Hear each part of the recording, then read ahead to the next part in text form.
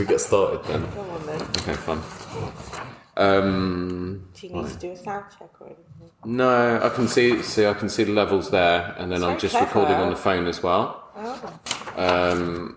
And then I can play around with it in the software. So if I find that we're a little bit quiet, I can turn it up. So at the moment, because I recorded with Bruce and Paramjit a few weeks ago, and we were in King's Cross. They're we were fun. Yeah, we were outside in the sun.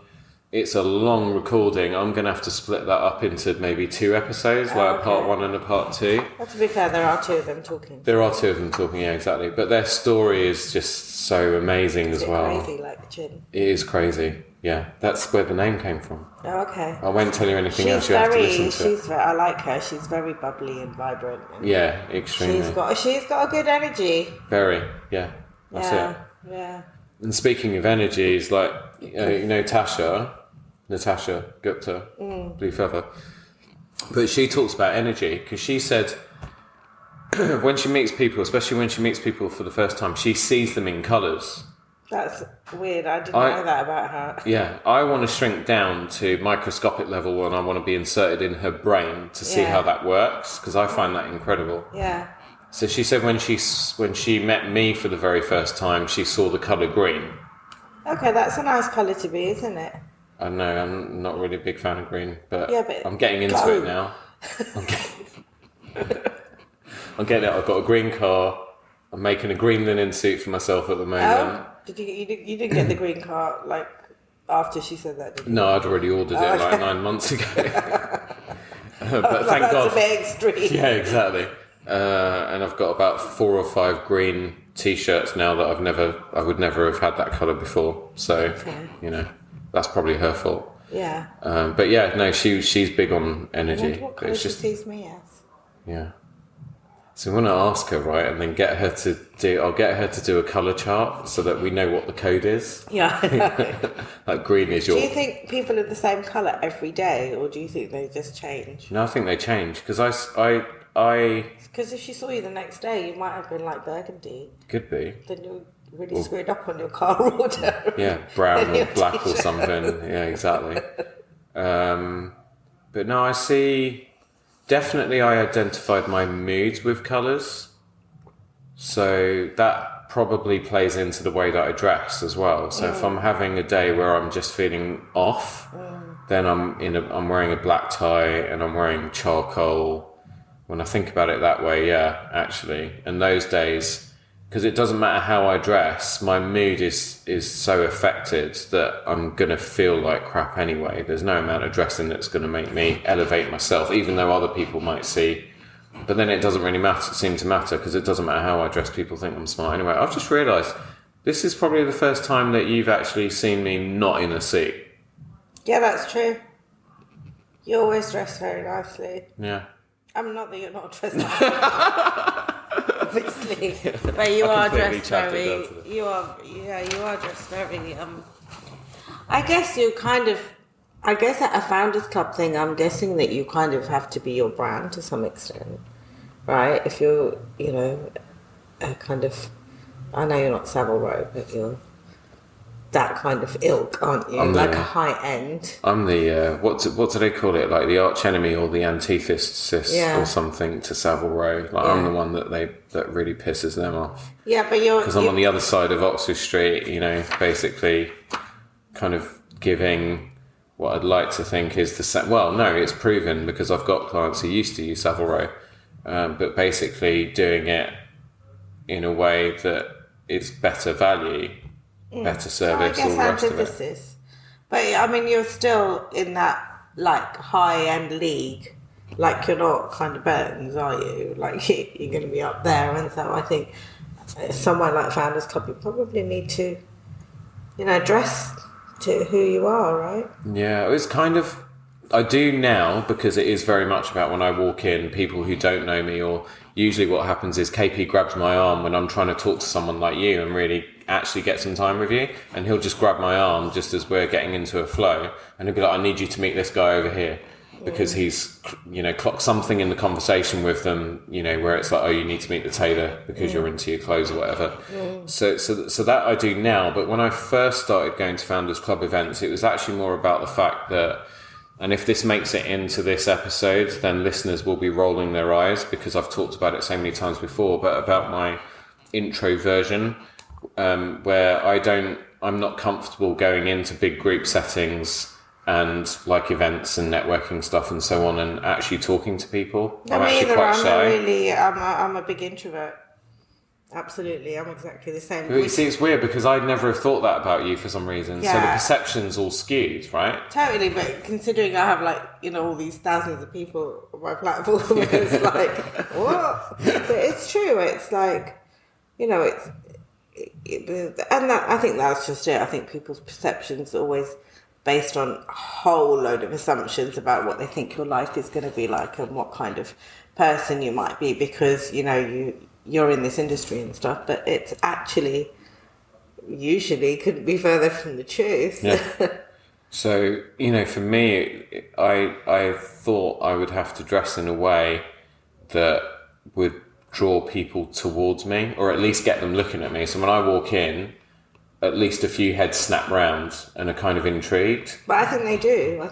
I genuinely think that when you walk in, if you don't know, you notice, and if you do know you want to see what thread you're wearing today because that's your job. That's the new pressure, right? So I'm like, what have I worn and who's going, right? Yeah. So if it's a smaller event like next Friday, we've got one, and I need to speak to Reach or Krish and get the guest list so I know who's there, so I know what I'm wearing is something that they haven't seen before, because now there's this expectation. It's like a Bond movie, like every one after the other, the set piece at the beginning's got to be bigger than it was before. Yeah, when you're not there, we're like, did you see what Roberto wore last? He wore that to the Atulcocha restaurant, and then he's wearing it again to Gordon's. Like, seriously, change your kerchief at least. That's what we do. It's like a game. We have Roberto bingo. Yeah, brilliant. Yeah, actually, that's a really good one. You always look amazing. Yeah. So it's like we were talking about this with some other people recently as well, and one of them turned around and was like, "Oh no, I was with Mitt Patel because he's my client now." So I was doing Mitt's fitting the other day, and he was. We had a coffee beforehand, and he said, is everyone completely related in Founders Club? Or is it that incestuous? And I said to him, I think a lot of people will KP is the big sort of, thing that connects a lot of people together. He's like the glue. But then, you've got Asian Wealth where, him and Sonny were doing before, and then they started this thing. So probably a lot of people came over from Asian Wealth. But then, it's like I'll meet people and I'm like, well, is there anyone that you're particularly well connected to? Oh yeah, I went to school with so-and-so, or I was 4 years above that one, or I used to work with so-and-so, or so-and-so is actually my brother-in-law's sister or whatever. I find it really weird as well. Yeah. I mean, I don't consider myself particularly well connected in that respect. Like, even my connection to KP is actually through my husband. And I'm Muslim and he's Hindu, so we didn't even grow up in the same community or anything. Like, it's just weird. And I find it all a bit odd. Even like, if you look at any industry, like the theatre or film or arts industry, they all seem to know each other somehow. And it's like, is there just these really big coincidences out there that people gravitate towards the same industry that you always know people? It is very weird. But it's also very clever as well, because KP has this no egos thing in Founders. I mean, I guess in his mind he's got a 360-degree view of how people are going to fit and gel together and so on. And obviously it doesn't mean that every single member is going to get on like a house on fire with every single member.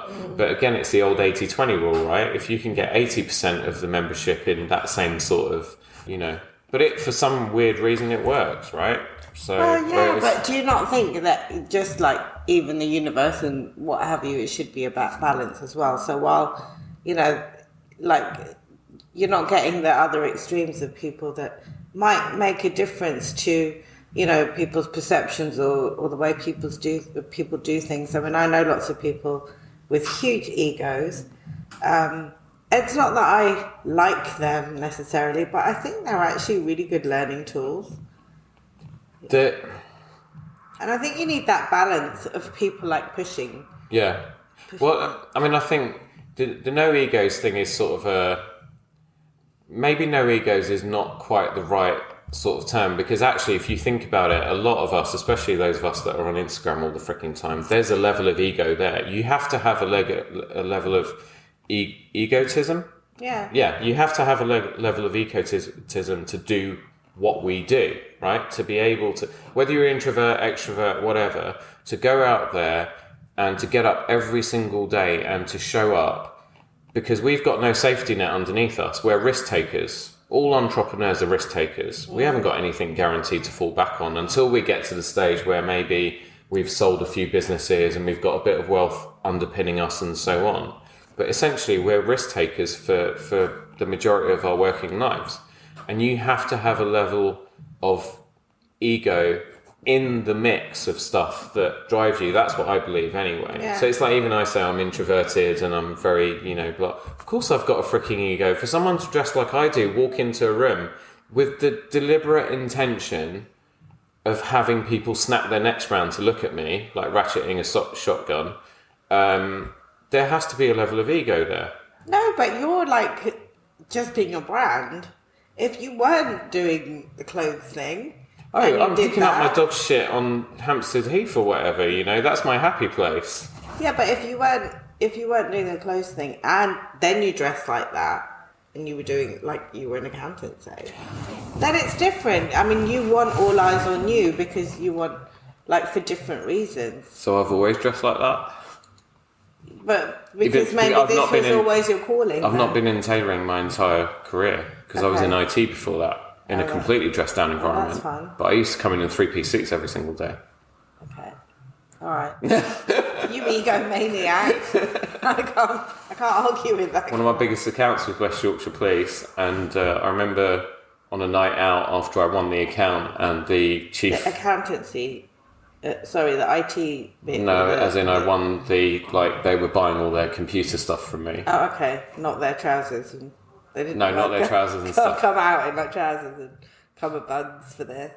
No, not at all. No, I mean they were dressed like completely scruffy. Okay. But I was on a night out with them once, and the boss said to me, he said, "You know what? You're all right. You are." And I said, "Why was I never all right?" And he said, "Well, yeah, the first time you walked in for your pitch meeting, we thought, who the hell is this little wanker?" Because I was wearing a light grey, pink chalk striped suit, 3-piece, completely inappropriate for a bunch of IT people. But I've just always dressed that way because, I don't know, there was obviously a part of me that wanted the attention. Well, you got it sounds like.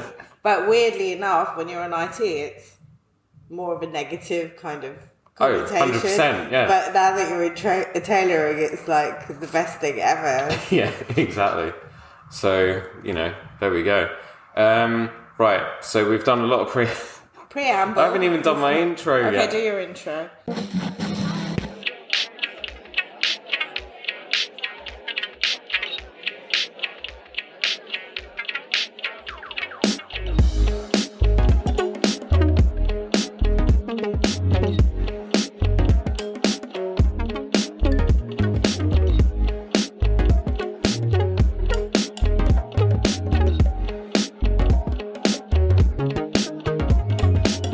Welcome to the Tailoring Talk Show with me, your host, Roberto Revilla.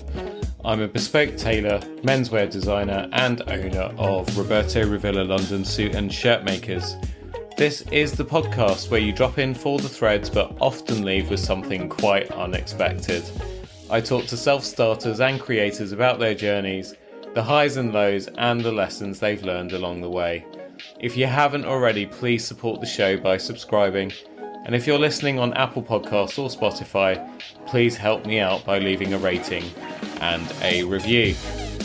This episode was super exciting for me. I was recording in Northwood with a very special person. You've already heard her in that first little segment. 6 years ago, she was working at the head office of our best-known national retailers, living a somewhat ordinary life, following some changes in management structure, and a programme of redundancies, she dreaded going to work. That same year, having found a sari pleater who she thought was amazing and wanted to share with her friends, she started a Facebook group called RecommendAsian. The group started with 219 of her friends and rapidly grew to thousands of members. She then founded another group called Professional Asian. Outside of her business endeavours, she's a wife to hubby Sham, who has his own fabulous restaurant in northwest London, and she's also mum to 2 teenagers and a gorgeous doggy. Tailoring Talkers, please join me in welcoming Zamiha and Desai to the show. I'm going to let you continue listening to our conversation because I didn't actually get to do this intro in the normal way, as you've now guessed, but on with the show. Enjoy.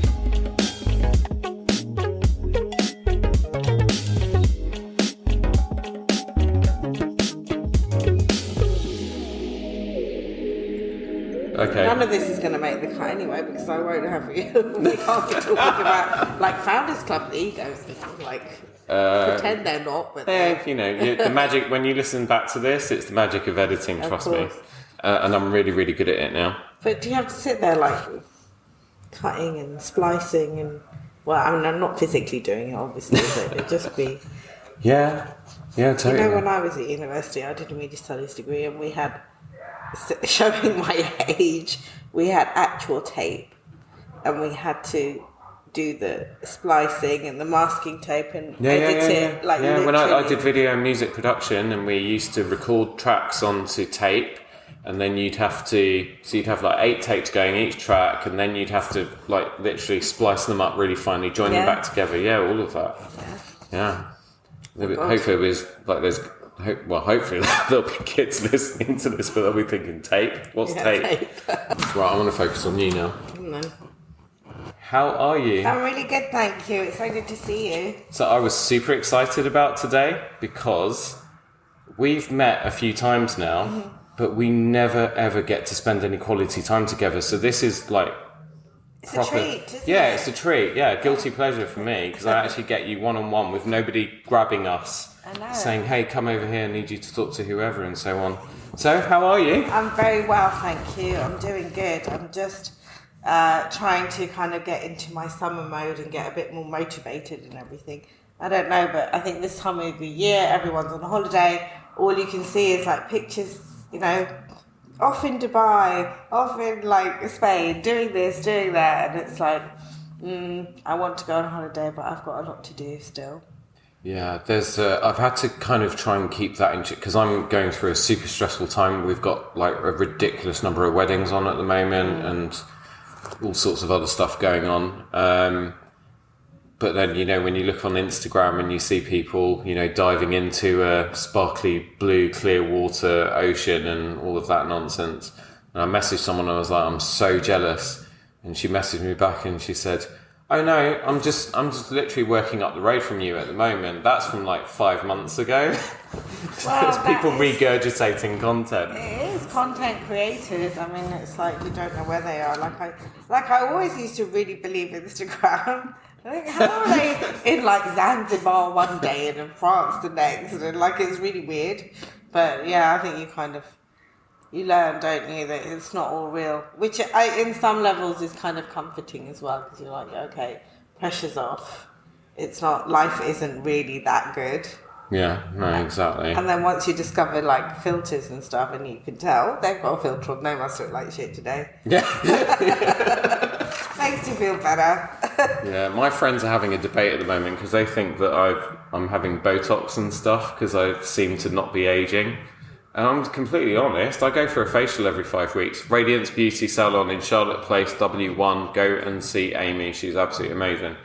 But that's all I do. And also the fact that I'm brown and brown don't frown and all of that. It's true, but like my mum still looks really young. So I'm just like, yeah, I'm so happy to be part of that gene pool. Yeah. I don't actually do anything. I hardly go for facials. I go once every 5 years, probably. But it's all right. It's all good. Yeah, my wife gets really grumpy because when I come back looking all sort of glowing after my, sort of pampering afternoon, she's just like, you've had more facials in the last year than I've had in my entire life. It's not fair. And I'm just like, nothing's stopping you. I think that we just don't actually do enough self-care, you know, and like, it's weird because Instagram's one of those places where like it's all kind of, everyone's talking about at the moment that you have to do your self-care, and they've got all these reels and stuff, you know, self-care, try it one day, and you just think, actually people really don't, and it feels like there's just not enough hours in the day, and it's weird because we all have 24 hours, so you sit there, and especially when you look at Instagram and you think, how do people fit all that in? How do they do everything? And then on top of that, like, look after themselves. And then, you know, you have all these people saying, oh, be mindful. And you're like, I don't have time. I have 5 minutes to sit there and meditate and put some calm app on and just like listen to that shit. You know, I've got calls to make. I've got things to do. And Love Island's on at the moment as well. I mean, that's taking another hour out of my day. Oh my God, I've noticed that is one of your guilty pleasures, along with Bridgerton, which are two things that I've just not gone anywhere near yet. So there's a lot of these things that you kind of go binge watching, right? And RecommendAsian. So RecommendAsian is a group where you literally like recommend each other stuff. Yeah. And there's often like what a good Netflix series, what's on Amazon Prime and stuff. And to be honest, I ignore them because I'm like, I don't want to start watching anything because I will get drawn in. Bridgerton, I think I did 8 in one night. And then you don't go to sleep till like 5 o'clock in the morning. And it's like, I can't be doing that every time. And then when a series is long, that's it. You know, you've lost me to everything. So I don't start. But weirdly, Love Island, I started last year with my daughter, who's like, she's quite young, so don't frown at me, but she's 14. So, like, you know, she's kind of like a bit young. That doesn't surprise me, really. But they are quite mature and stuff these days. And so she was watching it last year, and I think it just became our thing. And we don't have a lot of things. You know, to her, I'm a bit of an old fuddy-duddy. Like, she was saying to me, she was going to me last night, she's going, don't take this the wrong way, Mum, but you're old. And I'm like, I might be old, but I was actually young once upon a time. And like, weirdly enough, I wasn't like a good girl. I always said to my mum, God, I hope I don't have a daughter like I was. And then I did, and then some. But I was kind of, I liked going out, and I liked kind of, you know, going to parties. I used to sneak off to the all-dayers and, you know, at the Hippodrome and stuff. And, you know, I guess those were the days where I think, God, mobile phones had just come out. We'd like literally arrange our social lives like on landlines. Like, if you had to be at the station at 11 o'clock, there was no texting and saying, I'm going to be late. You had to be at the station at 11 o'clock. Otherwise, you know, either somebody would be worrying about you or they'd go without you. And so, you know, we had to physically go buy tickets from people. And we had like all these people like selling all these tickets at all the colleges and in St. Anne's in Harrow and what have you. And, you know, it was different. I mean, we didn't have the pressure of Instagram and looking, you know, like a certain way and stuff like that. But, you know, we still went out and probably did quite a lot of stuff behind our parents' backs. So I'm like, I haven't forgotten what it's like. But, you know, I don't think I'm overly strict. And she's like, oh, but my friends have their boyfriends round. And I'm like, you know, like literally. And I'm like, she's like, but didn't you have boyfriends? I'm like, yeah, I had boyfriends, but I was only stupid enough to tell my mum about it. And so she's like, aren't you glad I tell you everything? And, you know, it's a mixed blessing. And, like, I'm glad that she does tell me stuff. And, you know, and to be fair, she doesn't do anything, like, really, really bad, right? But, I mean, still, it's kind of like, the problem is she tells me stuff and then she has this expectation. So, you know, she likes this boy, which is fine. but then she wants to invite him home, and I'm like, yeah, slow down a little bit there. And then she's like, why can't we sit in my bedroom with the door open? I'm like, why do you have to sit in your bedroom? Why can't you just sit in the lounge? Like, but we might want to kind of watch TV, and we have a TV in the lounge, and it's like, why do you want that level of privacy? To me it's pretty obvious why, but it's like, yeah, I'm old.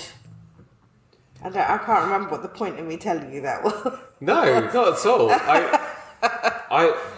Sometimes I wish that I was 14, 15 years old again, right? But with the brain that I've got now and the knowledge I've got now, because, God knows I'd be a god. But then at the same time, I look at the amount of pressure that kids are under these days, because I think things like the internet and social media have made kids grow up faster. For some reason, I remember when we were around our age, that it was a more innocent time. I just, most of my teenage memories when I was at college and so on, was more about when we weren't in class, and if we were going to be going anywhere after college, it was, going down to Godstone Farm or something in Surrey, and, taking the bus together down there, and then, throwing our rucksacks on the floor in the middle of a field or something, and then, someone might have brought a guitar with them or something. This sounds really sort of folksy, doesn't it? It does. I'm like, you're going to have like your Boy Scout toggles and like no, not like that. Kumbaya around the fireplace. No, it wasn't like that.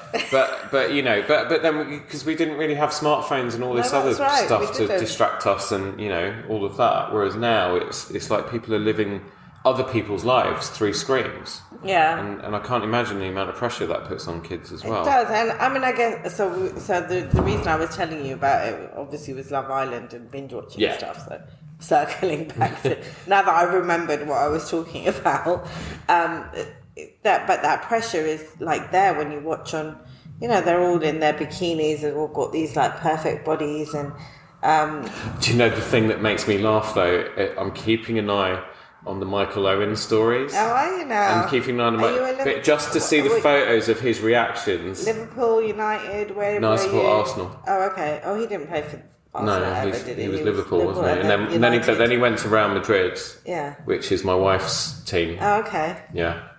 But no, just his because the thing is that, he was the kid that burst onto the scene in the World Cup when we were younger.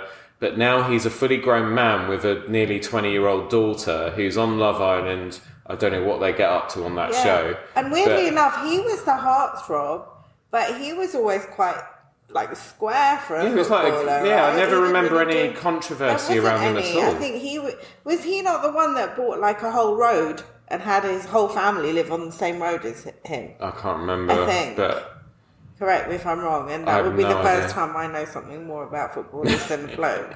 But so I hope I'm right, because that will be on my Instagram. But I'm pretty sure like he's like a really kind of family man. There was no scandal around him. He always seemed to be the one who, he had a lot of success at a very young age, because I think that goal he scored for England against Argentina, he was only 17, I think. And then his pay went up ridiculously. I think, suddenly his pay hike went to like 100 grand a week at Liverpool. Wow. But he was one of those that never really lost his head. Always seemed very grounded and so on. And now to see him as a fully grown man, because he was also always really young looking. It's only recently he is starting to look like a grown adult, right? Yeah. But then seeing some of the reaction photos that have been posted in the media of, him kind of reacting to his daughter on the show really makes me laugh and feel sorry for him simultaneously. Well, it is a bit ick. You don't want to see your daughter's like bum hanging out in a thong, do you? Or like or kissing somebody. And she's only 19, which for me that's the most surprising, because that's really young. That's like only 2 years older than my eldest, and that's just weird. Sorry. Yeah. I feel like she's very young, but actually I have really enjoyed watching her, because I hated her to start with, and now I actually think she's probably she's got like the most class out of all of them. Like, she doesn't give too much away. She's very good with her boundaries. If she doesn't want to do something, she won't do it. She won't let anyone push her around. She's very kind of, you can see that she's got a bit of a sensitive side as well. And she does have a bit of a wall up, but she's actually very like, sure of herself and what she wants and what she's willing to give up. She doesn't get like silly about it. And yet I feel like the older one, who's like 27, 28, is just like a Kinsu. She's just like pushing, and she's just got no class compared to Gemma, who's like, so much younger than her. Like and it's weird, and I think, good on Gemma. And I think, like that kind of thing, I don't mind my daughter seeing, because like, at least you can say, look, she won't, go sleep with anybody, or like, come on to like so strong to anybody. She's just like the one thing I always say to my daughter is, I don't know if this is, I don't mean to be sexist when I say it. I guess I'm a little bit old fashioned, but she's like, oh, I want to meet this guy. And I'm like, he can come to you first, right? You don't go chasing after a boy, right? If he's like lives in, I don't know, say he lived in Croydon, not that that's like really far from us, but say he lived in Croydon, I don't think she should go to Croydon to see him. And I'm like, if he really wants to see you, he should come to Northwood, or maybe Harrow, but you shouldn't be going all the way there. And I think, trying to teach her that, that you need to kind of hold yourself back and have some boundaries in place first. And then I guess you can negotiate. If he says, all right, I'll meet you in, Westfield or somewhere, all right, fair enough, it's kind of halfway. But don't go all out, to a guy. I totally agree. Unfortunately, the road to having children didn't work out for us, but, I knew that if I had a daughter, I would totally expect the time she comes to dating, I'd be expecting the guy to be doing all the chasing and so on and putting some damn effort in, because God knows I did. Yeah. I was in Croydon, Carolina was in northwest London. She said, I'm not crossing the river over my dead body, you come up here, and that's what I did. And that, like, it sounds bad, but I think when you have to put like a little bit more effort into a woman, it does make you appreciate them a little bit more, and you feel like you've worked for something. I think if things come too easy to guys, they're like, yeah, right. Yeah, because guys are assholes at the end of the day. Yeah, but I didn't want to say that. It's built into us. I can say it though. Okay, all right. We've just lost half my listener base, basically. Bye. No. Not the ones that listen to this podcast. You're all really, really lovely people. I don't know if it's a guy thing. I mean, I just think generally, if you work at something, you appreciate it a lot more. It's that in relationships. It's value. Yeah, right? It is. Something comes easy, you don't value it. Yeah. I mean, I see a lot. So, I mean, I'm just going to talk about women because I just see it more on recommendation because it's a women's group. So, Professional Asian obviously is men and women, but it's more about business and lifestyle and services. Yeah. But I think that the kind of softer side and the more vulnerable side of people come out on the women's group because I think they feel it's a safe space. Well, so actually, just to sort of then, because this is what I really wanted to talk to you about as well. No, but it's good. We're getting to know each other, so it's great. So you found this Facebook group because you were trying to solve a problem, right? Okay, well, so I founded this Facebook group because I couldn't. So at the time I was 43 years old, and I couldn't pleat my own sari, and I'd gone to my mosque and. My friend was wearing a sari and I was like, oh God, I just can't do it. Like, can't be bothered. Or I have to go to my mum's and then my mum does gup shop for like 2 hours and then she pleats it and gets it wrong and then we have to start again. And, it's like, it's a hassle as much as I love saris. And she's like, oh, I got this gadget. So she told me about this gadget and I went home and I looked at it on Amazon and I bought it, and then all of a sudden I had perfect pleats in my sari with like no effort and no going to my mum's house. Like, I love going to my mum's house, but when I want to, not because I have to do something. Yeah. Just in case she listens. Just like, why don't you want to come to my house? When you share this out, just cut mum out of the share list, right? Okay. I don't think she actually listens to anything I do anyway. I think what she does is she gets very proud and then she distributes it to all of her friends, and she tells everybody about, Zav's been in this newspaper or that television program, but I don't think she actually engages with it.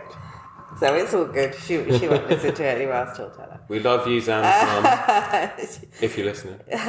Yeah, so I and I guess it's that.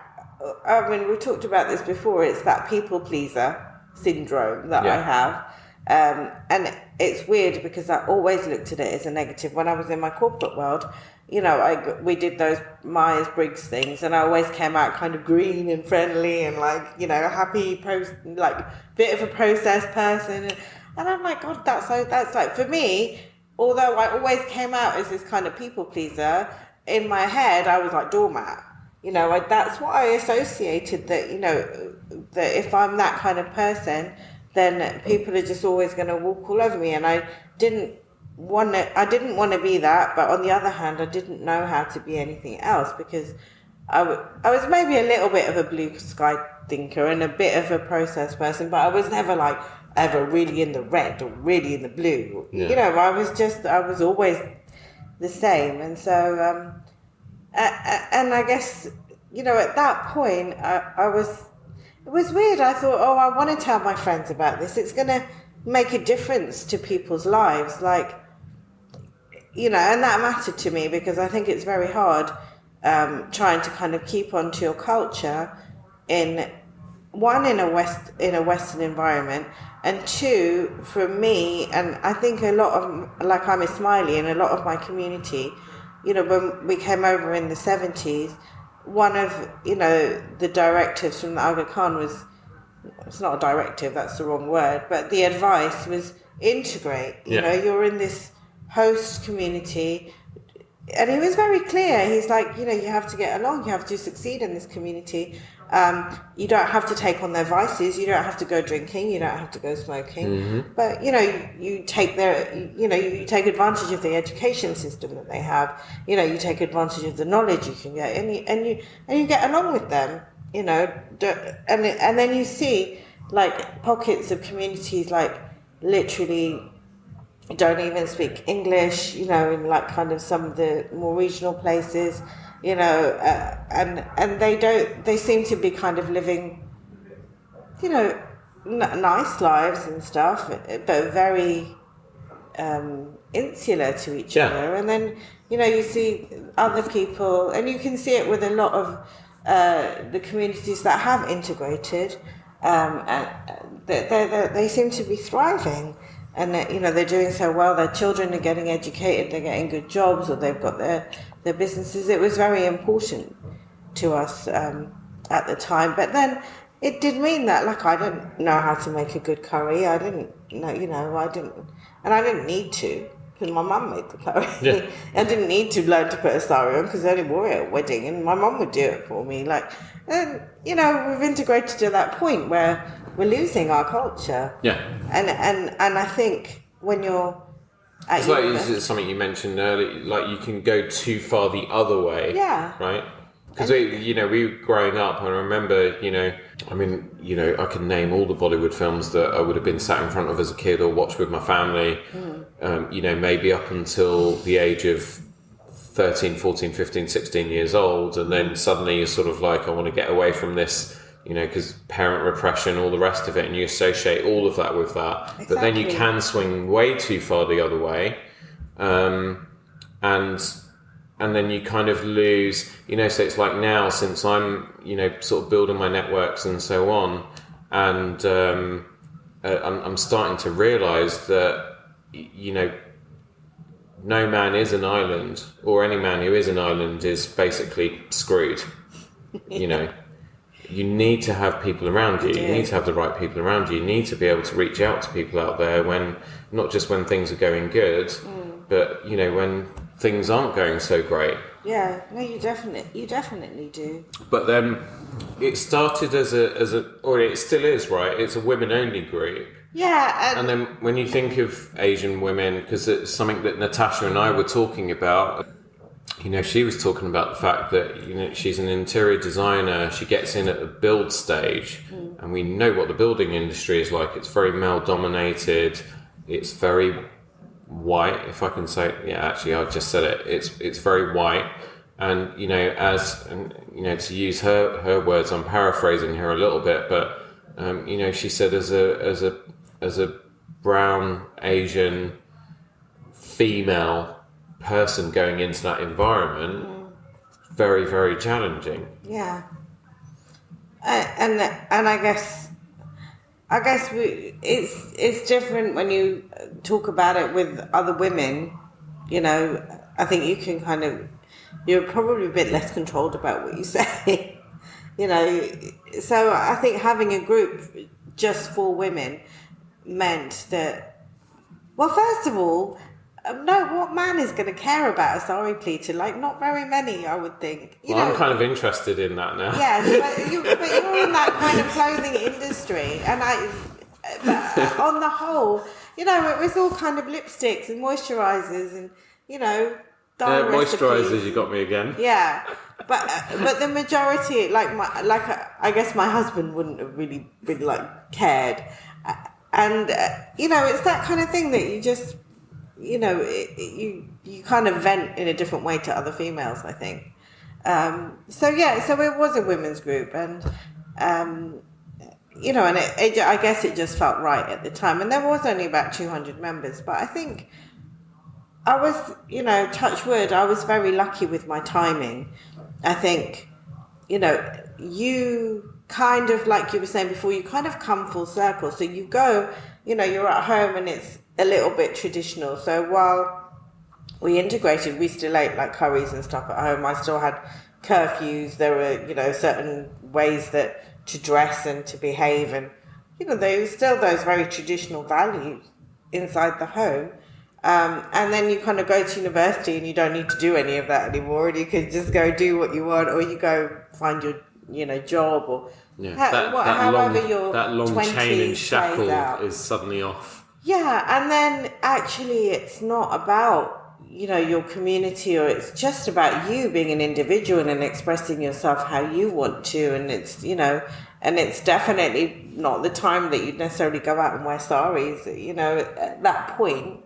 And until Madonna kind of made it a bit trendy to have the tikka and stuff like that. Her ray of light phase, yeah, right? Ray of Light, and then Gwen Stefani, and it, maybe became a little bit trendy, and now, you can fusion stuff quite well, and younger girls are doing it, but it wasn't like that in the 80s, the 90s. It was you just being, you, and, wearing your jeans and going to the pubs and just doing what you had to do. And so, and cooking, you wouldn't sit there making full Wursten, would you? You'd go and grab a kebab or a burger or something. It just wasn't the same. And I think then you have children and you're actually, what, these elements of our culture are quite nice. Then your friends start getting married and, everyone's doing stuff and you're oh God, I don't know how to do any of that. And then, then I ended up, my first marriage was to someone who was half Pakistani, half Indian. And, I had to learn how to cook some stuff and, make it I make a mean sag gosht now, but I didn't before that. I made the worst curry ever. It was terrible. I used to get the Safeway back then. It was Safeway curry mix, madras mix, or it was disgusting. I didn't understand. I didn't know. When it comes to Asian women, they for some reason, even we as guys, you have this instinctive kind of assumption that all Asian women come out of the womb, with a flipping ladle and a chapati pan, right? Knowing what to do with them, which isn't true. No, it's not true at all. And I think I think some people, I remember my friend, we were kind of 10 years old, and I'm should we go out? Because we could go out, to the high street and stuff at that age without worrying. And she's after I've made the chapati. And I'm what made the chapati? What are you talking about? But her parents were very strict and very traditional, and, You know, I had one friend that was not allowed to like leave the house without her salwar kameez on. You know, everywhere all brought up like slightly differently. Yeah. You know, and I just came from a household where my mum actually had polio when she was 11. Well, no, she had polio from a lot younger, but when she was 11, she came for treatment to the UK. And they're from East Africa. And so she flew over and until she was, I think, 16 or 17, she was in the UK and her parents were in East Africa. And I think in between that time, she'd gone home once. So she was in boarding school. She had her treatment. When she was at... like on school holidays, she would go to like a lodging house, like, you know, and literally like you see in the movies, like 2 spinsters and a cat, and you're not allowed to like talk at the table, and you had to finish everything on your plate, and very like, you know, kind of stiff upper lip attitude. She had no one to talk to, and then she went back to East Africa, and then they got married and stuff when she was 20. But she was born and brought up here, and she was hugely English. Like, we had to, you know, sit at the table at a certain time. Like, it was quite, you know, that's how she was brought up in boarding school. Yeah. And it, you know, even when you know, even if she picks up the phone, you don't know that you're talking to an Indian person sometimes, you know, and she'd like just switch. She had her own business. She'd be like, "Hello, Jean Page Florist," and you're like, "Okay," and then she'd be like, put the phone down, and she's like, "Can you come out now?" Like it was like this like switch in personality. She'd integrated on a different level to anybody that I knew, just because she was brought up here. Yeah.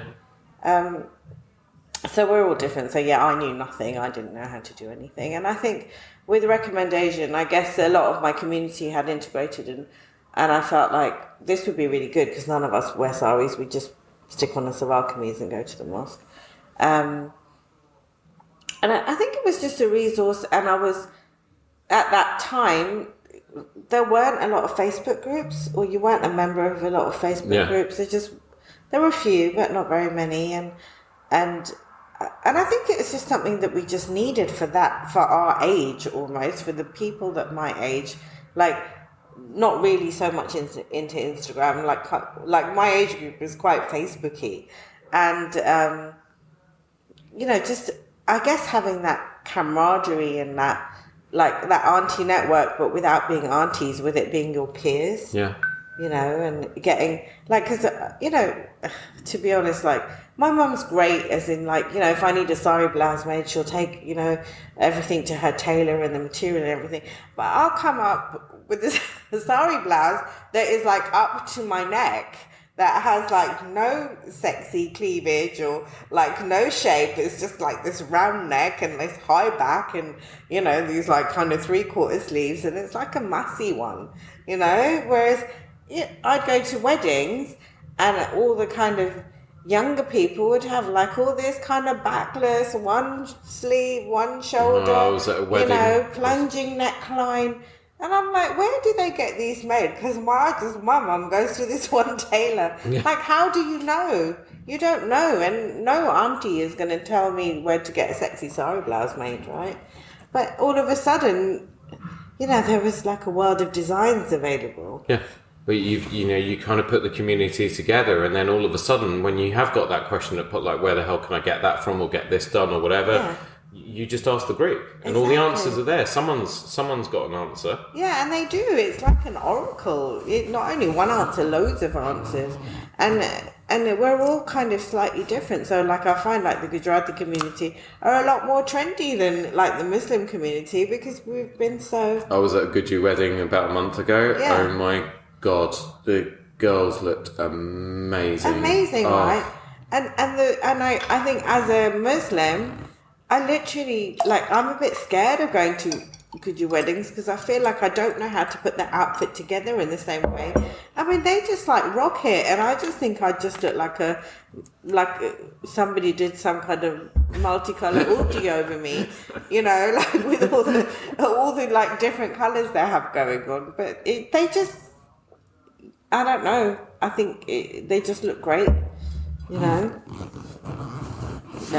So I think I had good timing and we just needed it. And you know, what I was talking about before was one of the themes that come out is, like, we were talking about values, and I feel like, you know, that people don't value themselves enough. Women definitely in that group, like, they're so down on themselves, and it's just so sad because you know, when you have self-worth, you know, you can achieve so much more. Your relationships are so different.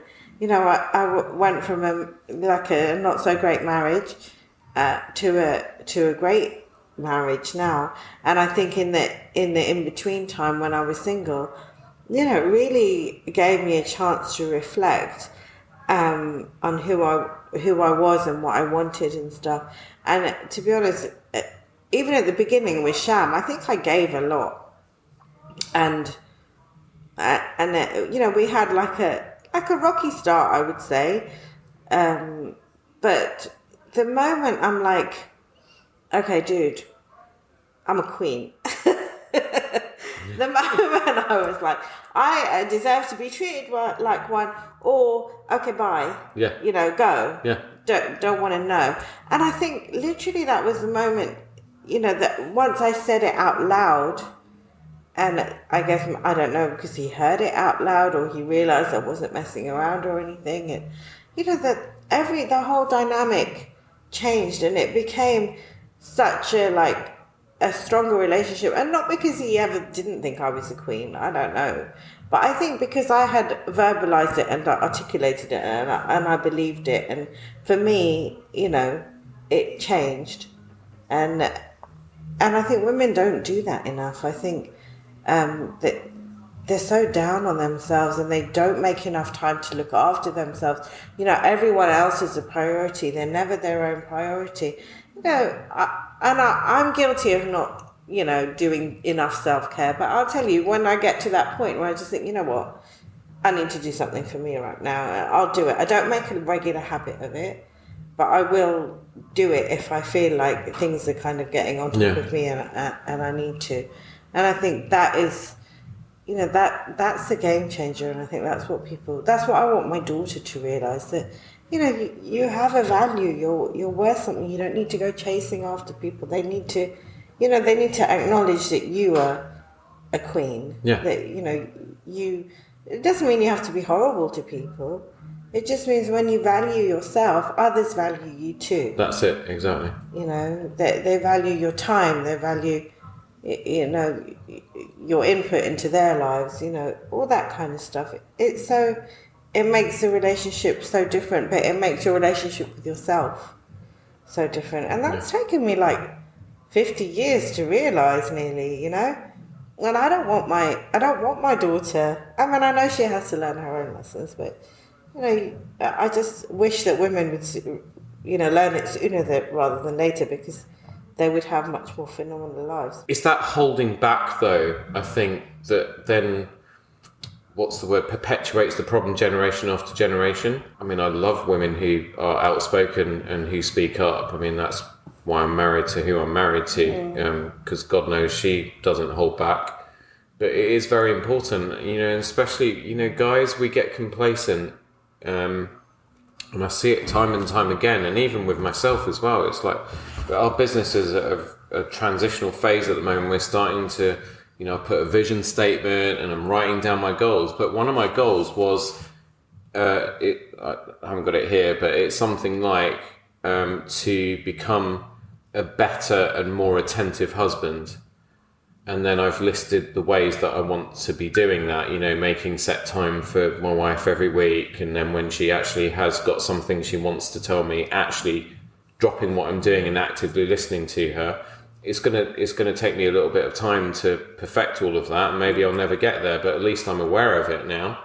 But that is part of the problem, is that as guys, we just get complacent, and the person who's closest to you is usually the one who gets all the shit basically thrown at them as well, because you think that person's not gonna, you know, leave you or judge you or criticize you or whatever. They're just gonna take it, and it actually shouldn't be like that at all. No, it shouldn't. You know, and I've been guilty of it. You know, I'm not ashamed to put my hand. I am ashamed, but you know, I'm not afraid to put my hands up and admit that in public. But I don't think it's a men thing specifically. I think I do it. You know, when you get irritated, it's not that you take it out on other people. It's just that you don't bother hiding it with other people. You know, if I was out with my friends and I was in a bad mood, I wouldn't show them. But, you know, with your husband, with your kids, with your parents, you know, you kind of don't need that guard up. Yeah. And sometimes, it comes across the wrong way. You know, and you do have to check yourself sometimes. But I don't think it's a male-female thing. But I think, the most important thing is, you know, being better is great. But, you know, your wife or your partner, or even with me and my husband, like, we're not mind readers either. You also have to say what you want. Yeah. You know, if I can sit there like complaining about my husband like till the cows come home, because it's very easy to do with guys, right? But at the end of the day, if I don't say, Sham, I want to spend this evening with you, I want your undivided attention, no, he's not going to give it to me because he's not psychic. He doesn't know. And if he can't, he can't. And he might say, okay, listen, I'll take Sunday off. You know, today's really busy at the restaurant or whatever. And that's fine. You know, I've got what I want. But I did learn quite quickly is you need to ask for it. Yeah. Not expect it. You know, have a compromise if there is. But you have to ask. And I think that's probably, you know, one of the things where a lot of people fall down is they just don't ask for what they want. And then they get upset because they don't get it. Yeah. How has recommendation? So obviously, the obvious thing was, you know, it's a group, it's a community. You know, people who can use it to either recommend services or recommend and highlight their own services and so on. So you're helping people to kind of grow and market and all of that sort of stuff. How much of it has become almost like a kind of support group for stuff that's outside of business? Does a lot of that go on? I'm presuming that a lot of different relationships are developed through. How many members are you now? So on Recommendation, I think we're about 73,000. Bloody hell. And sorry. That's amazing, brother. Keep that in there. Yeah. I like that reaction. And on Professional Asian, I think we're at 83,000. Wow. So, Recommendation was kind of started first, and it's 6 months older than PA. And the reason PA was formed is, one, because men wanted to join, but I didn't, you know, I'd already created the women's group. So it was somewhere that, and the reason they wanted to join was actually more kind of to talk about their business. That's what I felt. Yeah. And they were very grateful for RA. They were like, you know, it's great. You know, I've had these shelves sat there for ages, and my wife just got a handyman, you know, recommended from your group, and all my work is standing like, I love you. And I was like, okay, that's great. You know, and you know, they got their cleaners, and they got like their waxing ladies, and you know, so all of a sudden these wives are looking amazing and got a clean house, and their husbands are happy. So they were grateful, but I guess they wanted somewhere. But they just like, I don't think men communicate in the same way. I didn't feel like I could put a men's recommendation up. So I thought Professional Asian was the way to go. You know, men like talking about their business. You know, they like supporting each other. And I think women also, you know, we saw some incredible like entrepreneurs and creatives and stuff coming out of RA, and it was getting a little bit adverty, to be honest. And I wasn't enjoying it, because I just felt like I was being marketed to every 2 minutes. And I think, and I really run RA from what I like to see, because I don't know what everybody's going to enjoy, but I know what I enjoy, and I assume that I'm kind of not that different to most women. So we just put all the marketing stuff in PA, and it worked really well. It was a nice balance. And that's where you go for the professional services and that kind of stuff. And so RA became a lot more like peer support. So there were still the recommendations in there, but there's a lot of like advice, you know, in-laws, husbands, affairs, fertility, adoption, you know, so like sexual problems sometimes. You know, we've got like an anonymous function, so you know, there are people that actually, you know, what's amazing about RA is that there are people in there that will happy to talk about anything, no matter how taboo it might be. And I think that's some of the thing that I wanted to work towards is getting rid of the taboos. Why are we not talking about, you know, same-sex marriages? Why are we not talking about, you know, people adopting children? Why is there such a stigma about it? Why are we not talking about periods and why you can't go to, you know, the mosque or the temple or funerals or whatever because you're menstruating? Why are we not talking about it? Yeah. You know, there are so many kind of traditions, and yeah, it is divisive. Some people are like, we have this tradition because of this and we shouldn't move from it. Other people are like, oh, well, that's just a load of bullshit. Now we don't live in those kind of times anymore. Let's just like live and, you know, be mindful of God, and it doesn't really matter. You know, and you're always going to get that, and you can't please everybody, and there's no right or wrong answer. You know, it's what you feel in your heart, but it's good that we're talking about this stuff, you know, and it's good that people are opening up, and I'm very grateful for those members that, you know, just don't care. They will say whatever they want to say, and they don't care who judges them or not, because ultimately I don't think anybody really judges anyone. I think they just think, God, I wish I was brave enough to say that. Yeah, most of the time that's exactly what it is. Yeah, so I mean, so yes, it has evolved, and it is a bit more, you know, caring, and we've helped people get through domestic violence situations. We have like a great lady called Seema Danak who runs something called V2S Empowerment, who just really wants to, you know, she's worked with DV cases for the council. She helps people go through the whole process, not necessarily advise them or do it for them, but we'll tell them like what forms to fill out, where to go, how to get there, how to get out of the house, how to do everything properly. We've got like divorce coaches, we've got relationship coaches, you know, and then we've got people that will help with nutrition and, you know, wellness and menopause. Like menopause is massive at the moment, you know, just talking about how to do things. And my mum never talked to me about menopause. Like I knew she was on HRT. Literally, I thought menopause, the answer to it was HRT, because that's what she did. Like I didn't know anything about it. She never told me anything about it, which I don't think is something that she did on purpose. I think it never occurred to her. Yeah, you know, I didn't remember my mum talking about it. I remember that the like stuff like evening primrose oil and all this other stuff started appearing in the cabinet in the kitchen, but you know, it was never something. I mean, to be honest, nothing was ever talked about. You know. You know, my sister's going through, you know, puberty and periods and stuff. Me going through puberty, and so I had to do all of that on my own. Didn't understand any of what was going on there. No, yeah, and I think that's probably quite common. You know, I don't know that we talked a lot about sex or periods or anything. And the only time my mum like decided to talk about her sex was just before I got married, and I was like, okay, this is like really weird. And she wasn't telling me like, you know, it wasn't a birds and the bees thing.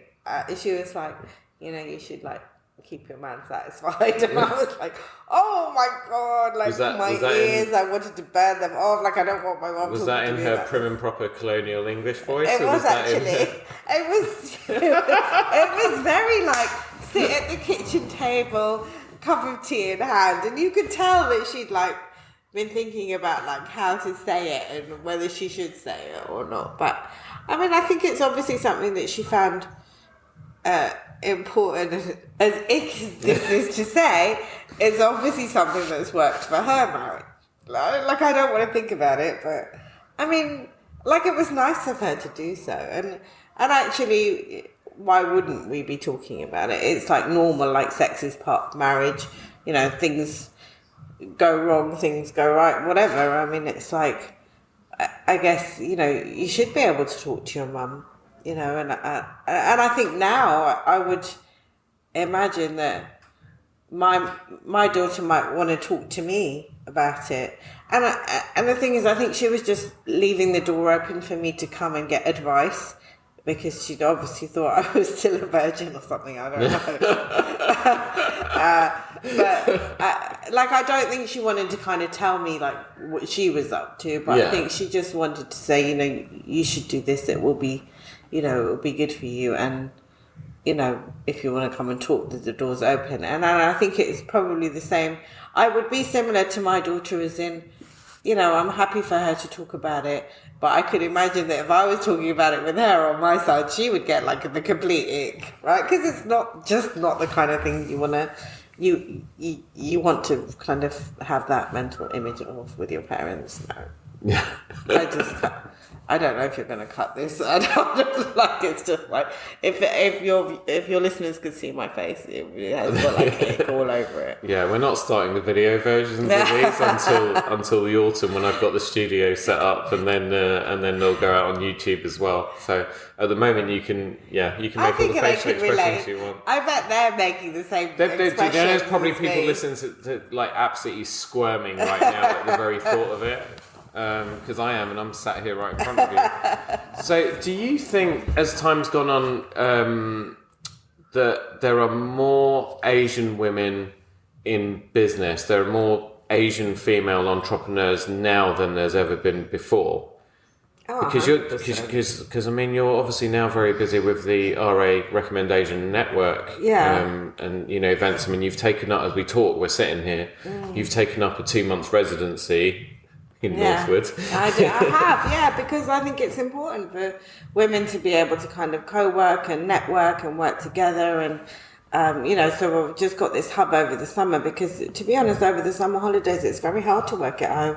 You know, you've got the kids wanting stuff, you've got like, you know, breakfast, lunch and dinner, and you know, the thing is, if you're there you do it.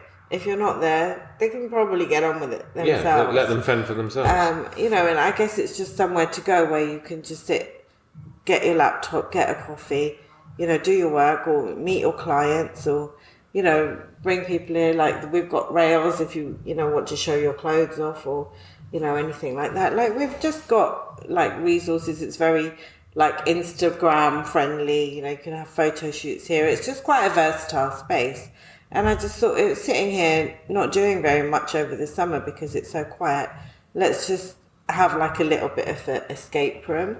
And I do think women are becoming more confident in, you know, launching their own business and even having like a side hustle. Like, there's a lot of women that have got, you know, that are very creative and they do things on the side, whether it's baking or artwork or, you know, making kind of craft stuff, and, you know, or there's people that have made that into their full-time job, or they've, you know, or they do clothing or makeup. And I think, you know, there's always been female entrepreneurs, but I don't know that we've ever seen ourselves as entrepreneurs. It's like my mum used to have a shop, like a flower shop. Was she an entrepreneur, or was she just like have it like a shopkeeper? It's like our perception of ourselves has changed, and it's not only what we do. I think the shift has been in how we perceive ourselves, how we market ourselves, what our beliefs are, you know, how we set goals, how we communicate with people, how we look after our customers. Like, there's been a real shift in everything around the business that needs doing. And it's crazy because there's a lot of shit that needs to be done. And I think the good thing is that females have found a way to work together where they can outsource stuff. So, for example, you know, people are outsourcing their social media to other female entrepreneurs. Yeah. You know, or they're outsourcing that, you know, it could be their accounts, it could be their marketing. It could be that you know, they've found other female coaches that are helping them grow their business just by working on their mindset and everything. And so I think that has made a lot more entrepreneurs, because we've always been there, but now we have other like support systems in place and able to kind of work together and collaborate to make everybody's business grow. And I think they've done really well. Like, from what I can see on my groups, I have seen people go like from strength to strength, from nothing to fully fledged business, or people pivot their business in like just crazy ways over lockdown and just like done amazing. Like, I mean, people on my group get like 60, 70, 80, 90% of their business from recommendation professionation. That's like massive. Yeah. You know, we have like a niche audience to target, you know, to market to. And so it's perfect for a lot of these people that do like things like bindi books, or, you know, maybe they specialize in like some kind of Asian, you know, food or drink or dress or whatever like that. It's been really good. And I think, you know, things like this have been vital for them to succeed, because you can have the best business in the world, but if people don't know about you,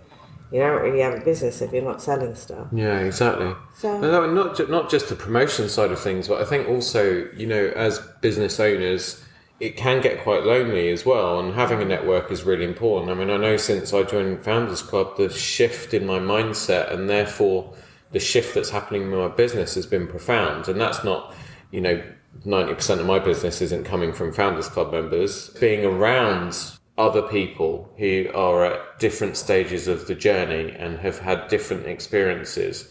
And again, you know, it's the answers are in the room kind of thing, but you need to have a room first of all, and people within it. And that's what you've created, and that's what you've built. Yeah. Which is phenomenal, really. Thank you. But it was weird because I never thought it would come to this. Like, I didn't, you know, it was just like I said. It wasn't the intention at the start, right? No, and I think that's probably part of the success. Yeah.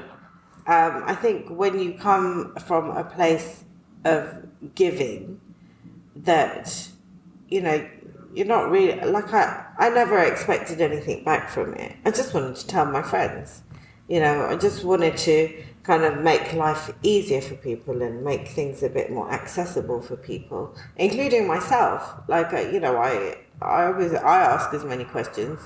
You know, if I need something, I'll go to the group, because they are like a collective oracle. And I think when you come from that place, you kind of succeed in ways that you don't expect. Like, I wasn't ever planning on it becoming a business, but, you know, that's the way that it worked out. And I think, weirdly, I have seen people try to copy me, which is fine, you know. Everyone, they might think I don't do things perfectly. They might, you know, think that they have a better way of doing things. But I have noticed that people that try to do it from a place of ego, or because they want some kind of, you know, they want their businesses to be at the centre of this whole network, haven't done so well, because it's become all about them. Yeah. Whereas with me, actually, I didn't have a business, and then this became my business. So still, my business is still you. Yeah, well, I mean, it started off as a Facebook group to, you know, just so that you could make recommendations and help other people. And then all of a sudden, you know, you lit the touch paper without realising it, and then it turned into what it did. And then it went a way that you didn't like where it was going. Yeah. So you solved that problem by creating Professional Asian, which is great. Get all of the marketing your business constantly out into a different group. If you want to be there, that's fine. But this is what this group is. So you retain the purity of it. But you know, having known you for a few months now, and being very fortunate to do so, you know, I can totally see that it would never have come from you sort of sitting there, you know, in a room in your house one day when Sham's at the restaurant, sort of, and the kids are at school, sort of evilly plotting, exactly, how am I going to make my money, right?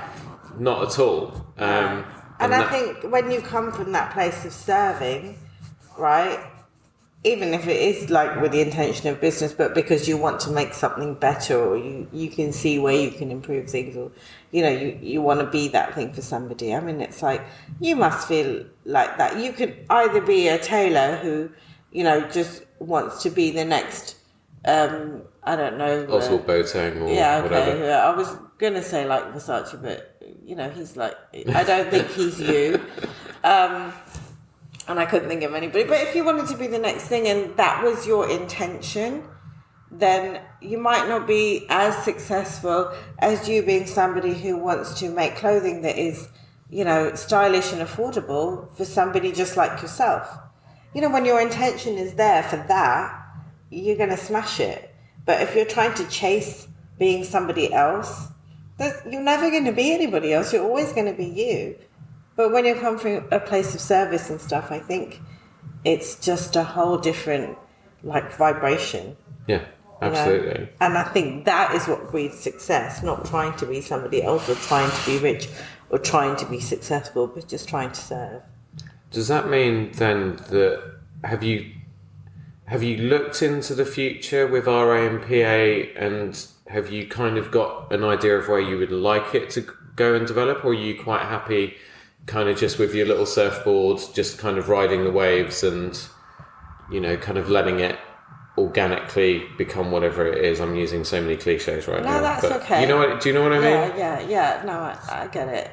I have thought about what I would like, and I think sometimes you have to be a bit brave to kind of put things out there. Weirdly enough, about 2 months ago, somebody asked me what would I like, and when you close your eyes and you think ideal world. In my ideal world, I would like a hub, and then all of a sudden this comes up. I've totally manifested this, right? This hub thing, and it's temporary. Yeah. But actually, weirdly, I'm quite not a temporary person, but I'm a little bit suck it and see. Is this going to work? Is this not? Give it a go. Yeah, right? Give it a go. There's no massive commitment. It's 2 months. If it works, great. If it doesn't work, haven't really lost very much. Yeah. A little bit of investment maybe, but I don't think you invest in things that you can't afford to lose anyway. That would be silly. Yeah. But yeah, it's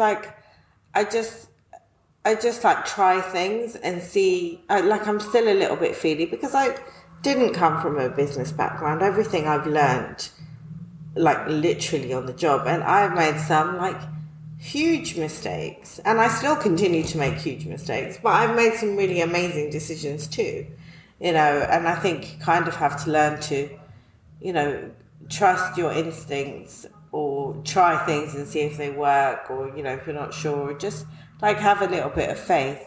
And then I'm also very busy, and I'm finding it I also struggle like any entrepreneur. It's when you're in that kind of part of your business where you've got good stuff coming in, you've got you're making a decent amount of money, but then you're also really bogged down with the admin, and you're really bogged down with the day-to-day stuff, and you just want to offload it, but then who are you going to offload it to, and how's it all going to work, and can they do what you do, mm-hmm. and do you trust them to look at your finances and to look at all your secrets? And it's so you I guess every business must go through this kind of phase of limbo that, all right, we need a little bit more to grow, we need to invest to grow. Who's going to be the right person? How are we going to do this? And it's that kind of thing. So yeah, you're describing my business right now. This is what I'm going through. Yeah. And there's what I've now realised is a tipping point, because you'll get some entrepreneurs, and usually it's because they've got parents that are experiencing this sort of stuff, or friends, or they've been to fancy universities, or I don't know what it is. I've come from nothing and had to build myself up and drag myself up by the scruff of the neck, and spend a lot of my life winging it as well. I'm not afraid to admit. And so they kind of immediately get that whole thing, because they've been taught their entire lives that you've got to speculate to accumulate, right? To make more money, you have to spend money to make more of it. People like me haven't been taught that. We've just been, as far as I'm concerned, if I found a quid in the street, I'm going to hold on to it as long as I flipping can, as long as I can, right? But the tipping point for me, which a lot of business owners, small business owners get to, is a few weeks ago, we've been so busy, we carry everything on our own shop. I've run out of bandwidth. Yeah. I'm beyond bandwidth. I literally, something broke. Yesterday, Carolina and I said to her, do you know what? Because she was like, let's get a pizza, because there's nothing in the house, because there usually isn't, because we're so busy, we can't look after ourselves. And I said, you know what? Better than that, I'm taking you on a date. So let's go, and we'll go to our favourite little pizza place. Sacredo in Finchley Road. If anyone's listening, they're amazing. And I sat down for a second just to kind of calm the dogs down, tell them we'll be back, because that calms them down if we're going out the front door. And then I got up and I passed out. Oh gosh. It wasn't because I got up too quickly or anything. It was because I was completely overloaded and I broke. Yeah. And I turned around to Carolina when I stopped freaking, my head stopped swimming around the room and stuff. And I said to her, something's got to change and I'm changing it tomorrow. This is it now. Yeah. Can't do it anymore. So I had an interview with a VA firm this morning who've been recommended to me by Cooks, who's one of our fellow founders, and a few other people who are on my business coaching group, because I started business coaching a few weeks ago. At the end of the discovery call, they said, okay, so, we'll let you sort of think about it and we'll send you all the... And I said, no, send me the payment link. Tell me what it is that I need to do, but we're starting this today. Yeah. And I want an interview day set up with whoever you find me as candidates. So we've got the interview date set up in 2 weeks, etc. But now, but what's put me into that is that I've almost, put myself in hospital probably. Yeah. And I can't do that anymore. No, and I think it's the thing that with a lot of us that we are the business, and I think the one thing that we probably don't think about enough when we go into business, especially people like you or people like makeup artists or bakers and stuff, is that it solely relies on them. And where are you going to scale? Where are you going to grow? And some people don't want to grow, and that's fine. While some people just want like a this much income to have a nice time, spend time with the kids, get the work-life balance, get a bit of extra money for something they enjoy, and that is nothing wrong with that. That's absolutely their prerogative. Absolutely not. And then other people are like, they want to grow. They want to become like a brand and a household name, and they want like loads of stores everywhere or concessions or a big e-commerce or whatever. But how do you... it's almost like if I could go back, then I would have put that in the first place. I would have done things so differently if I'd, hindsight's 2020. But it is, because then if you had gone in with that intention, then would RA be what it is today? Would it be the special thing that it is today? Yeah. Right? Well, I guess it probably wouldn't. Yeah. It's the same with my business as well. Would it be, would we have, I don't know how many it is because we've got 2 more today, but like nearly 100 or whatever it is, 5-star Google reviews, which are all written by genuine clients. There's nothing fake about it, and that continues to bring new people to us because they like our story and they like the relationship that they can see, the good relationship we have with a lot of our clients. Yeah. No, it wouldn't if I'd gone in with the intention at the start to basically just be another insert name of other big tailor here. But then you get to a point and then you reach a fork in the road and there's a shift in your business. You've got 70,000+ on RA, you've got 73,000+ on PA, you're now running the hub as well, but then you're overloaded. So at some point, do you have to make a decision on, well, I don't want to scale it and so on, but then maybe to save myself, because I don't want to put this in the bin, and I can't put it in the bin, it's outgrown me, it's become its own monster or whatever. Yeah. Do I need to scale it to save myself? Yeah. Which on my side of it is basically what's happening. I've realised that I actually have to scale to a certain level to save me and to save Carolina from basically killing ourselves, because that's what's happening. Yeah, absolutely, you have to. And to be honest, I think the hub is as much for me as it is for everybody else, because I have that same problem. I cannot focus at home because I've got too much going on, and when I'm here I actually focus a lot better, and so it's been really good for me. And I took somebody on last week as well. Congrats. And so I think I'm getting there, but it's early days. We're still in kind of, I said I don't know how it's going to work. I think she's great, like I love her, but let's see if she loves me as much. That's what I get worried about. But I think it's where I think this place is a good thing for me. Yeah. In terms of I'm actually getting more done, and I have purposely said 9 to 5.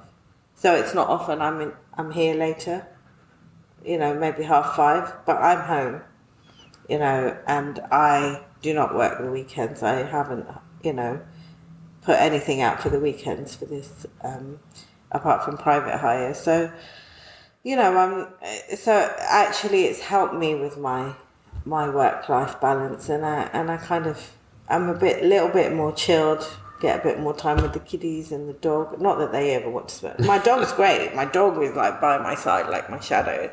Kids may not want to spend so much time with me, but that's okay. They're teenagers. So I don't think I wanted to hang out with my parents. I don't take it personally, but it's, it's been nice.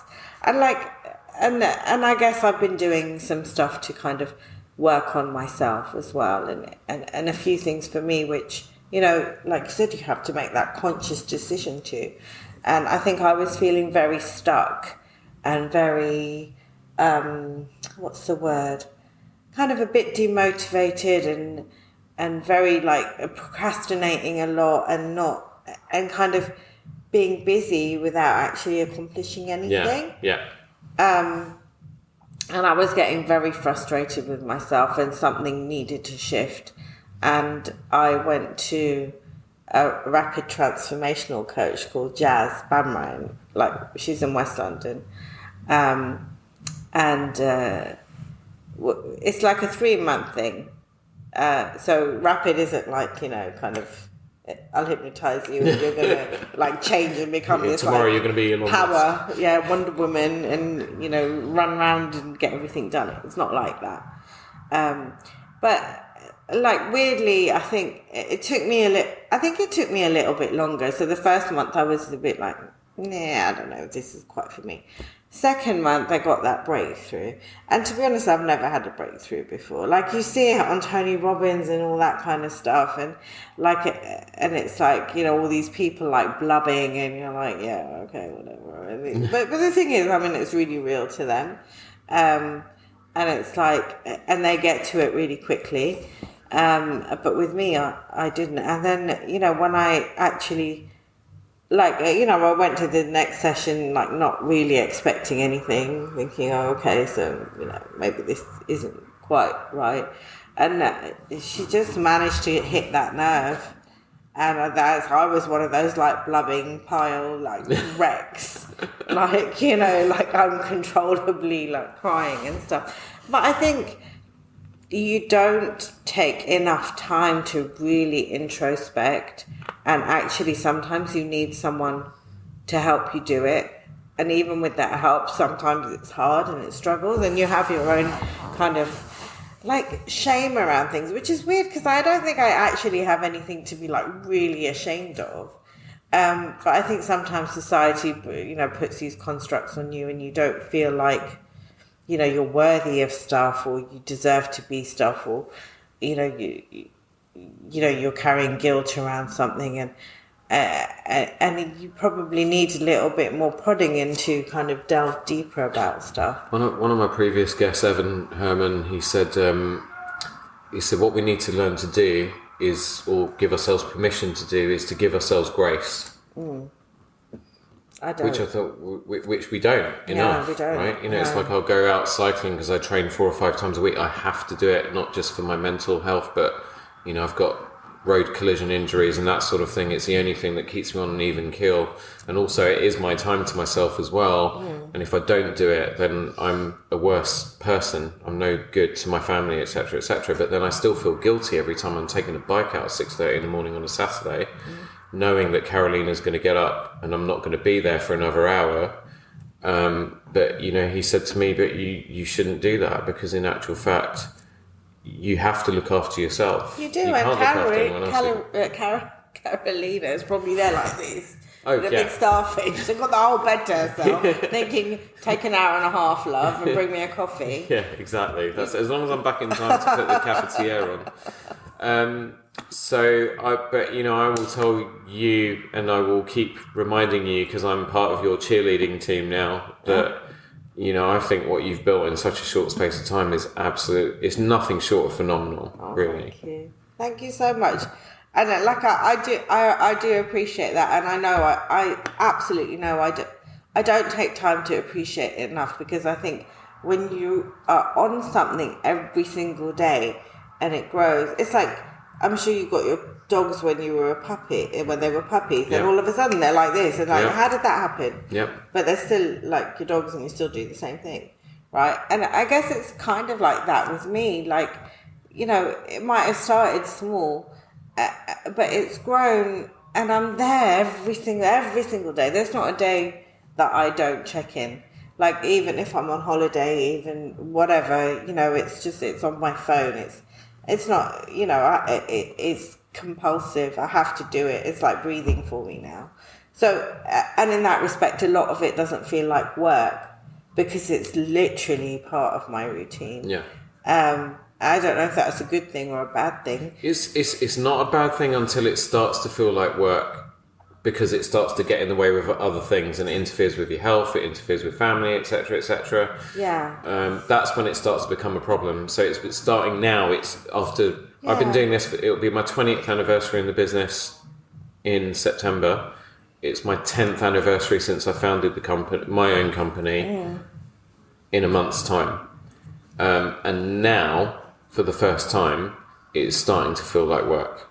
You know, when I find myself saying to some clients when they're like, how are you? And rather than putting on a front and saying, yeah, I'm fine, how are you? I actually turn around to them and say, my head's about to explode if someone asks me another stupid question.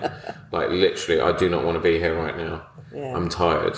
Yeah. I need a break. Yeah. When you start actually saying that out loud to your customers as well, Yeah. and it's like I can get away with it a bit because a lot of them have known me for 20 years nearly. I've been working with it, so they become friends and mentors over that time. So a bit like with your husband, wife, etc. The barriers kind of come down over the years. Yeah. But it's not good. No, it's not good. And I think what I feel with myself right now, not that it's work or anything, because, you know, for me it takes 2 seconds. It's, you know, like checking your text messages. It's literally that simple. I just feel that I know that there's something else that I need to do and that I need to get on with. And I know but I don't know what it is yet. Like, I need to work on stuff. But I don't feel like I'm present at the moment. Like, sometimes I feel like I'm talking to people and I'm just distracted in my head. And I don't know why, because I'm not necessarily thinking of anything else.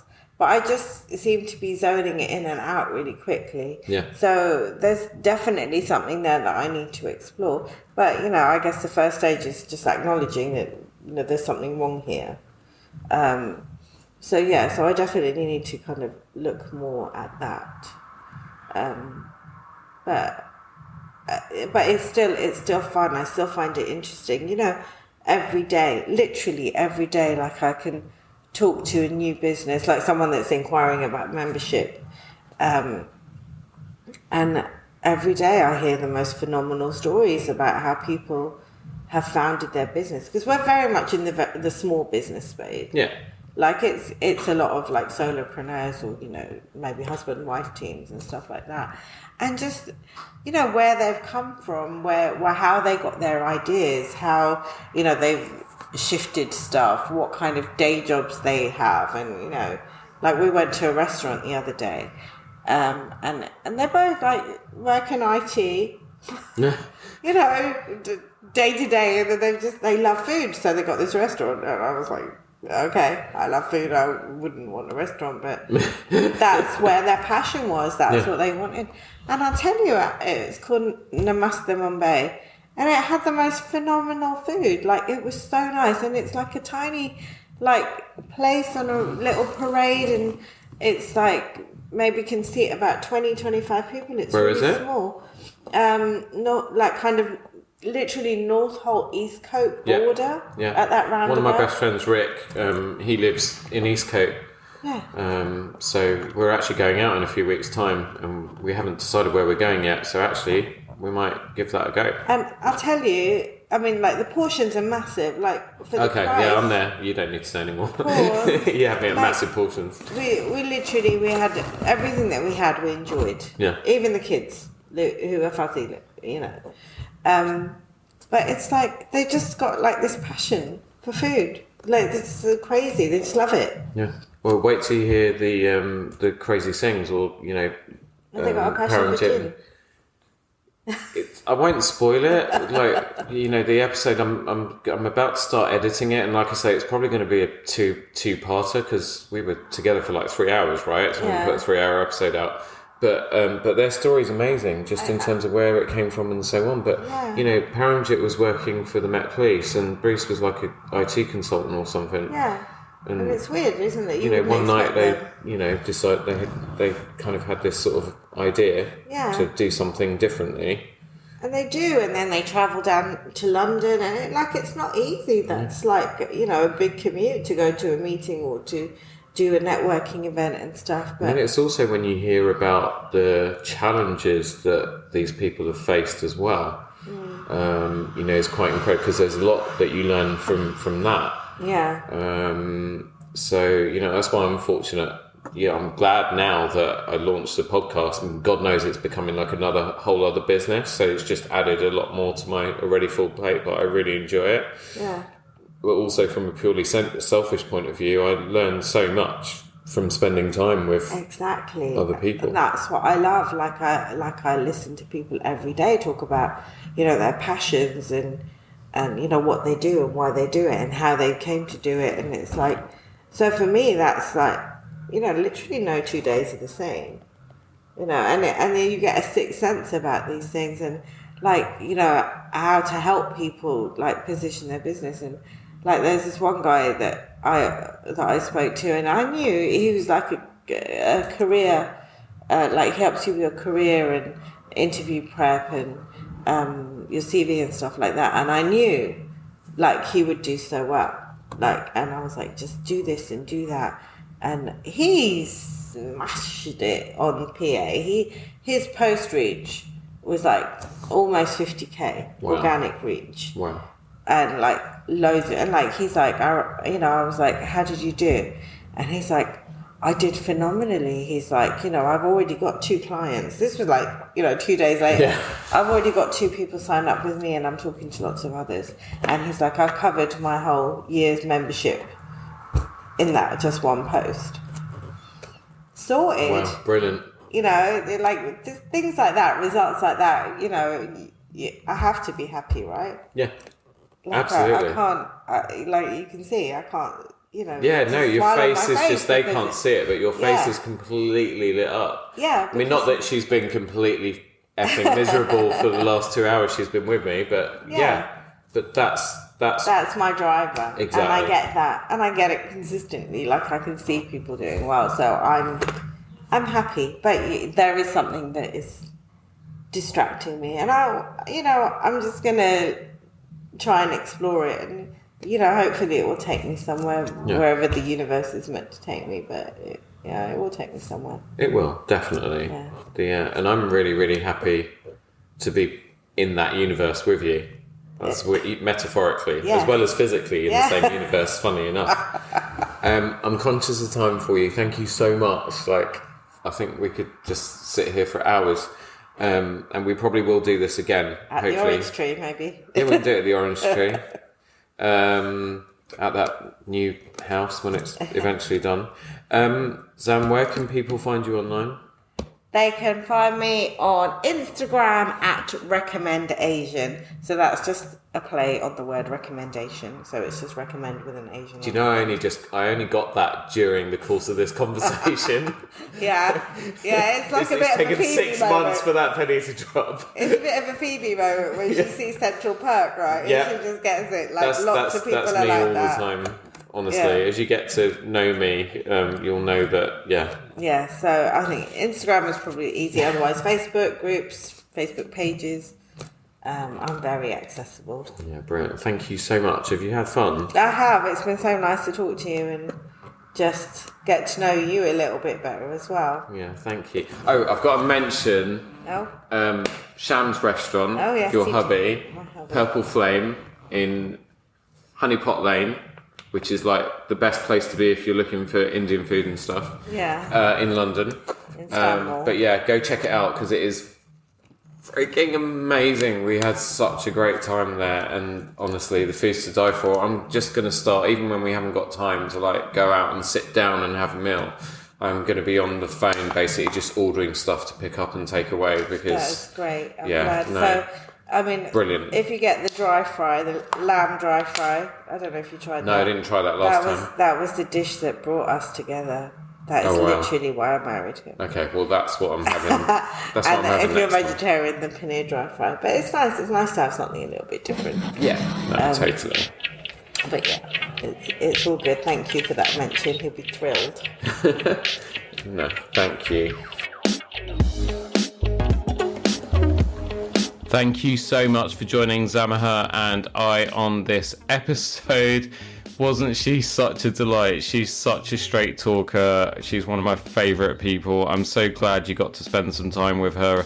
I had a blast, so thank you once again. Don't forget that Tailoring Talk is now on Instagram at Tailoring Talk Podcast, and you know I love feedback.